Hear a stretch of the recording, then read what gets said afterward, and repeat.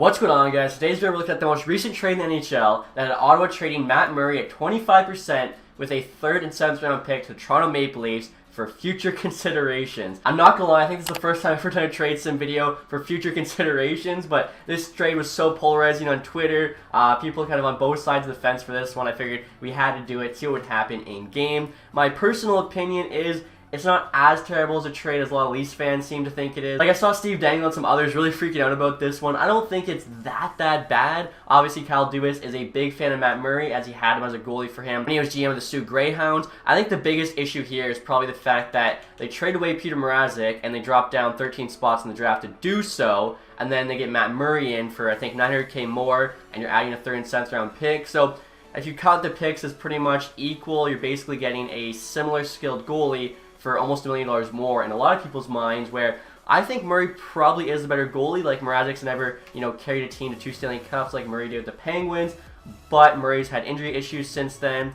Mrazek's also had some injury issues. Mrazek's best season was on the Hurricanes, and the Hurricanes, that seems to always be the case with their goalies. Like, look how much better Anderson played this year in Carolina than last year when he was on Toronto. Now, having said that, of course, Murray's now on Toronto, but even though they're not as good defensively as Carolina, I think Toronto's a lot better than Ottawa defensively, so he should have better numbers. So anyway here, guys, as the trade states, we're getting back future considerations here for the Leafs. In regards to future considerations, I'm just going to add the draft pick, the lowest amount of value on the Leafs, which I think will be a 7th round pick in 2027. Basically nothing at that point. Of course, we have to add Matt Murray here, who they're interested in, which is very interesting. 27 years old, 82 overall, making 6.25 for the next 3 years. In real life, it's 2 years. Also, too, guys, for this is actually my custom roster. Reason being, the Leafs no longer have Mrazek, so they can actually make this trade happen in terms of the salary cap. If we use the EA rosters, it wasn't going to work. So I'll retain 25% there, which is good for 1.5625, which I think is actually in between the numbers. Yeah, so we'll round up there. We'll kind of be a little bit nicer there to the Leafs,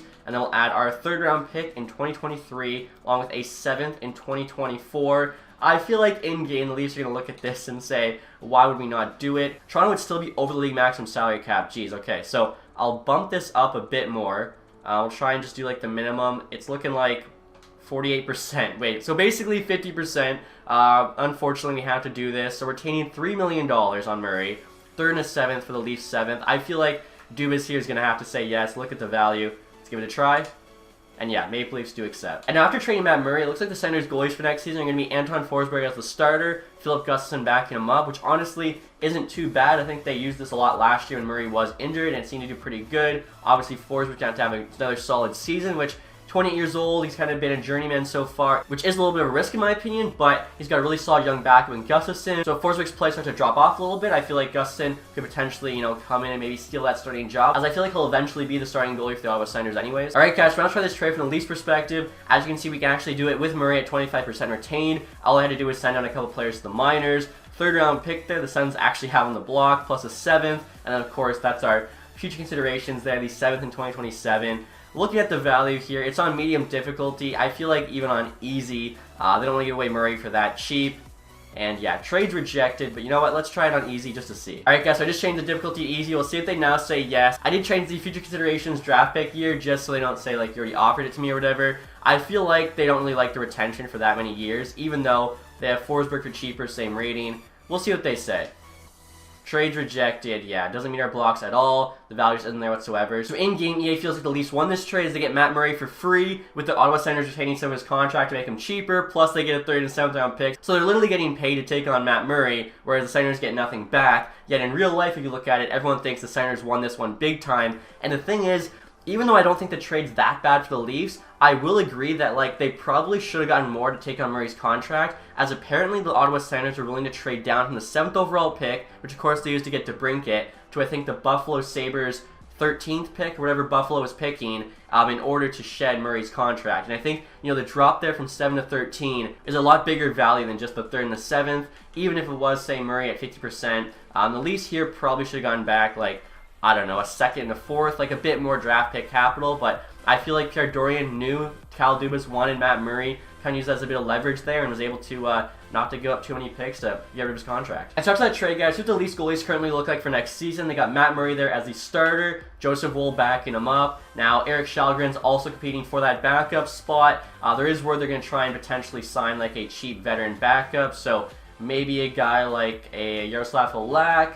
I don't know if they would go for like a Thomas Greiss or bring back Jonathan Bernier. I'm trying to think of like some cheap veterans, but they might just like the young guys. So it'll be interesting to see, how this trade does work out. A lot of people think if this trade doesn't work out, Dubas' job is going to be on the line. But one other thing I want to say about this trade that a lot of people aren't realizing, so Jack Campbell obviously not coming back. The rumor is he asked for $5 million for 5 years, and the Leafs just weren't willing to do that. Apparently the Oilers might be the team to actually sign him. So I will say the good thing with the Murray trade is, if you look here at Matthews' contract, it expires 23-24, same year as Nylander's.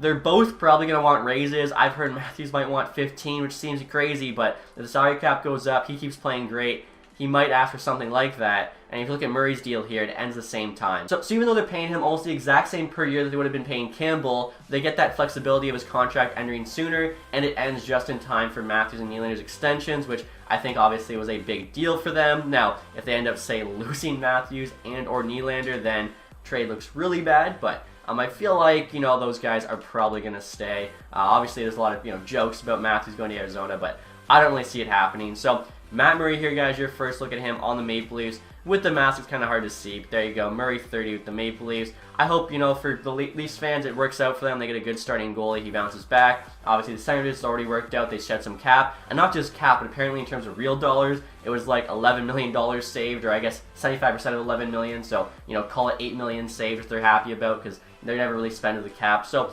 all in all, I think, it could work out to be a really good trade for both teams. Let me know in the comment section which team you guys think won the trade. And as always, if you enjoyed this one, leave that thumbs up. If you haven't subscribed yet, hit the sub button down below. Thank you guys so much for watching. Have a nice day.